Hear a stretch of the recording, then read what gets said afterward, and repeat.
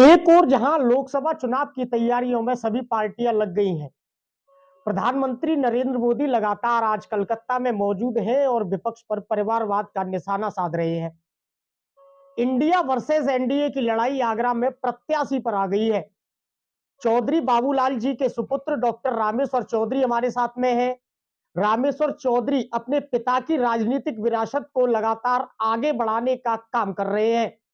2014 में जब भाजपा ने सीमा उपाध्याय का टिकट काटकर चौधरी बाबूलाल को नरेंद्र मोदी सरकार में दिल्ली संसद भवन भेजा, उस समय चौधरी रामेश्वर सिंह ने अपने पिताजी की विरासत को आगे बढ़ाने के लिए तमाम बूथों पर लड़ाइयां लड़ी और उस दरमियान यह जेल भी गए।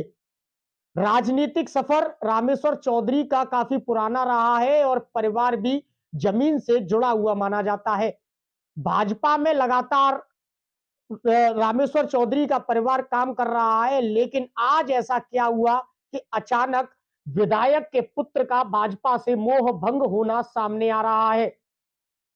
अभी आपने थोड़ी देर पहले बाहर जो जनमानस देखा, पांचों विधानसभा से लगभग करीब 5,000 की संख्या में इनके समर्थक यहां पर जुटे और लगातार इन्हें चुनाव लड़ने की नसीहत भी दे रहे थे। हालांकि इन्होंने अभी आला कमान पर फैसला दिया है कि आला कमान द्वारा सर्वे करवाए और सर्वे के आधार पर इस प्रत्याशी को फाइनल करे। आखिरकार विधायक का पुत्र क्यों भाजपा के फूल की जगह सूल बिछाने का काम कर रहे हैं, विस्तार से चर्चा करेंगे डॉक्टर रामेश्वर चौधरी जी से। चौधरी साहब, आपका चैनल पर हार्दिक अभिनंदन व स्वागत है। बहुत बहुत धन्यवाद। लगातार आपका राजनीतिक सफर बड़ा कड़ा रहा है। तमाम राजनीतिक मुकदमे आपने झेले, 2 लोकसभा चुनाव आप लड़े, भाजपा के कट्टर सिपाही आप बताए जाते हैं। आज क्या हुआ कि आप भाजपा प्रत्याशी के विरोध में खड़े हो गए? देखिए, हम पार्टी के विरोध में नहीं है। लोकतंत्र में अपनी बात कहने का सबको अधिकार है जी। और मैंने भी अपनी बात कहने का प्रयास किया है। प्रत्याशी का विरोध है। आलाकमान, गलती किसी से भी हो सकती है। आलाकमान से भूल में कोई गलती हुई है तो उसके लिए सुधार की आवश्यकता है और सुधार के लिए हमने निवेदन किया है कि 1 सप्ताह में आप सर्वे करा लें, एजेंसी तय कर लें और जो एजेंसी का खर्चा होगा वो हम वहन करने के लिए तैयार हैं और उसमें जिसका नाम आए सर्वे में उसको आप टिकट दे दिए, हम उसके साथ हैं। तमाम आक्रोश देखा जा रहा है। लगातार हमारा चैनल ये सर्वे भी कर रहा है कि प्रत्याशी गलत है या फतेहपुर सीकरी लोकसभा का वोटर कितना भाजपा के साथ जाएगा। चाहो और जो बात आपने कही वही बात सामने आ रही है कि मोदी योगी से कोई बैर नहीं, लेकिन राजकुमार चाहर तेरी खैर नहीं। आपका क्या मत रहेगा? जनता के साथ आप कैसे अपना समर्थन करेंगे? नहीं, देखिए, चूंकि हम सुबह से लेकर शाम तक कोई भी राजनीतिक व्यक्ति होता है, चाहे एमएलए हो, चाहे एमपी हो या राजनीतिक रूप से वो अगर राजनीतिक कार्यकर्ता हो, तो उसमें वो व्यक्ति जब काम करता है तो उसके सारे घर वाले उसमें इन्वॉल्व हो जाते हैं। जैसे कोई व्यक्ति मेरे घर आया तो मैं उसको पानी पिलाऊंगा, फिर उसको मैं चाय पिलाऊंगा, तो चाय कौन बनाएगा? पत्नी बनाएगी। तो पत्नी इन्वॉल्व हो गई कि नहीं हो गई? अगर किसी कार्यकर्ता को भोजन कराना होगा तो भोजन कराएंगे, तो भोजन कौन कौन बनाएगा? पत्नी बनाएगी। तो इसका मतलब पूरा परिवार उसमें शामिल रहता है। राजनीतिक रूप से पूरा परिवार हमारा पिताजी के साथ खड़ा। पिताजी जब जब चुनाव लड़े या मैं चुनाव लड़ा तब पूरा परिवार दमदारी के साथ रहा और जितने इतना बड़ा परिवार है हमारा, सब लोग पूरा तन मन से प्रयास करते हैं और गांव-गांव, व्यक्ति-व्यक्ति के यहाँ जाने का पूरा प्रयास करते हैं चुनाव के समय पे। लेकिन चुनाव के इधर, इस चुनाव से उस चुनाव के बीच में जो दूरी होती है, उस दूरी में भी लगातार हम ऐसे काम करते हैं जैसे हम चुनाव लड़ रहे हैं।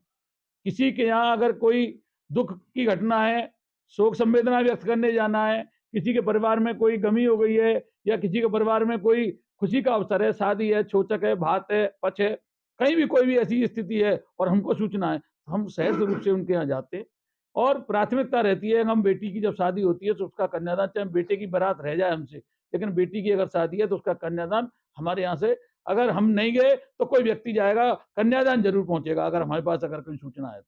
तो ये जो आज लोग आए हैं वो उसी का प्रतिफल है कि हम सार्वजनिक रूप से जब सार्वजनिक जीवन में रहते हैं तो हमारा आचार विचार व्यवहार जो हमारा परिवार के साथ है, ग्रामीणों के साथ वही आचार विचार व्यवहार उन्होंने आज हमारे साथ निभाने का काम किया, जो इतनी बड़ी संख्या में आए। चौधरी साहब, कल जगत प्रकाश नड्डा जी भाजपा के राष्ट्रीय अध्यक्ष आगरा में होंगे।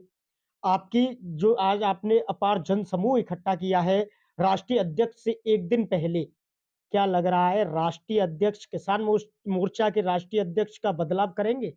नहीं, देखिए क्या बदलाव करेंगे ये नेतृत्व का निर्णय है। लेकिन हमने नेतृत्व से अपने से जो बात लोकतंत्र में कहने का एक तरीका होता है, उस लोकतंत्र के तरीके से हमने कहने का प्रयास किया है। और उस प्रयास को गलती किसी से हो सकती है, गलती को नेतृत्व सुधार करे और प्रत्याशी बदल दें, हम स्वागत करते हैं उनके आप बार-बार आदेश का। आप बार-बार प्रत्याशी बदलने की मांग कर रहे हैं। भाजपा ने पहली लिस्ट जारी की है, उसमें 2 प्रत्याशियों ने अपने नाम वापस लिए हैं। अगला कदम क्या रहेगा? आपके एक पिताजी लगातार विधायक हैं। क्या आला कमान से आपको कोई नेतृत्व के लिए परामर्श दिया जाएगा या फिर आप निर्दलीय जाएँगे?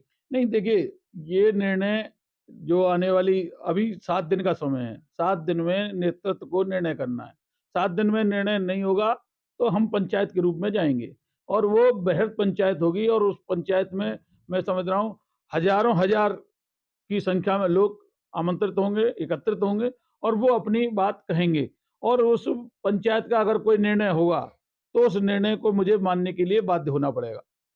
क्योंकि मैं जिन लोगों को बुलाऊँगा उनके निर्णय को न मानना समाज में जब रहते हैं तो समाज में पंचायत की बात नहीं मानते हैं, जो नहीं मानते हैं 5 पंचों की बात उनका सर्वनाश हो जाता है। तो मैं सर्वनाश की स्थिति में नहीं हूँ, पंचायत के निर्णय को की अवहेलना करने की स्थिति में नहीं हूँ। बाकी निर्णय जो होगा उसका हम स्वागत करेंगे। आप जन समूह जो कहेगा उस निर्णय के साथ आगे बढ़ेंगे। बिल्कुल। चौधरी साहब, जैसा कि डबल इंजन की सरकार बताते हैं बीजेपी के पदाधिकारी, मोदी और योगी डबल इंजन की सरकार। लेकिन फतेहपुर सीकरी में डबल आर का समीकरण बन रहा है, राजकुमार वर्सेस राज बब्बर। अगर राजकुमार का चेहरा नहीं बदला जाता है, तो क्या राज बब्बर को कहाँ तक आप आंकते हैं? नहीं देखिए, राज बब्बर का तो कोई प्रश्न ही नहीं है अभी, कोई प्रत्याशी नहीं है अभी। अभी तो भारतीय जनता पार्टी ने प्रत्याशी तय किया है, बाकी किसी भी पार्टी से और कोई प्रत्याशी मैदान में अभी नहीं है। जब आएगा तब ये भविष्य की बातें क्या होगा, क्या नहीं होगा तो कल की बात को आज मैं नहीं बता सकता। लेकिन जो आएगा, जिस समय आएगा उस समय पे आपका सवाल होगा, उसका जवाब देंगे। मेरा आखिरी सवाल रहेगा, क्या विधायक के पुत्र भाजपा के फूल की जगह सूल का काम करेंगे आगे? नहीं देखिए, मैं विधायक जी का बेटा हूँ और आप भी किसी न किसी आपके पिताजी का वो कोई न कोई नाम होगा। तो इसी तरीके से सब सब हर माँ-बाप ये चाहते हैं कि उनका बेटा उन्नति करे और हर बेटा ये चाहता है कि उनके वो अपने पिताजी के नाम से जाने जाएँ। तो मैं भी चौधरी बाबूलाल जी का बेटा हूँ, उनके नाम से जाना जाता हूँ और पूरा इलाका मेरे यहाँ तो जानते ही हैं, दूसरे प्रदेशों में भी लोग मुझे जानते हैं कि ये चौधरी बाबूलाल जी का बेटा है। और मैं 2 लोकसभा के चुनाव लड़ चुका, प्रदेश की कार्यकारिणी का सदस्य रहा हूँ, तो भारतीय जनता पार्टी का मैं कार्यकर्ता हूँ और भारतीय जनता पार्टी का कार्यकर्ता होने के नाते अपने नेतृत्व से मुझे चूँकि मैं कार्यकर्ता हूँ और मोदी जी साल में 365 दिन 24 घंटे जब काम करते हैं, तो मैं अपने नेतृत्व को अपनी बात तो कह सकता हूँ। जब परिवार में अब व्यक्ति अपनी बात नहीं कहेगा, परिवार के मुखिया से नहीं कहेगा तो किससे कहेगा? तो मेरा मुखिया है जेपी नड्डा, मेरे मुखिया हैं आदरणीय मोदी जी, तो मैं उनको अपनी बात कह रहा हूँ और जो उनका निर्णय होगा, उसके निर्णय को मैं पंचायत को दूँगा और पंचायत जो निर्णय करेगी, उसको मैं स्वीकार करूँगा। पंचायत का निर्णय सर्वमान्य होगा और भाजपा आला हाईकमान जो भी निर्देश विधायक के पुत्र रामेश्वर चौधरी को देगी, उस पर अमल करके यह जनता के बीच अपनी सेवाएं लगातार देते रहेंगे। भाजपा से प्रत्याशी भाजपा से डॉक्टर रामेश्वर चौधरी को कोई बैर नहीं है, लेकिन प्रत्याशी चयन से लगातार बीजेपी नाराज है। कहीं न कहीं भाजपा फतेहपुर सीकरी में 2 धड़े में बँटने जा रही है। यह एक आईने की तरह साफ हो चुका है। राजकुमार चाहर का दोहरा राजनीतिक काल कितना सुनहरा होगा, ये आने वाला समय बताएगा। लेकिन फिलहाल चल रही राजनीति भाजपा के फूल की जगह सूल का काम करने जा रही है। अपने साथी के साथ शेखर पंडित, आगरा।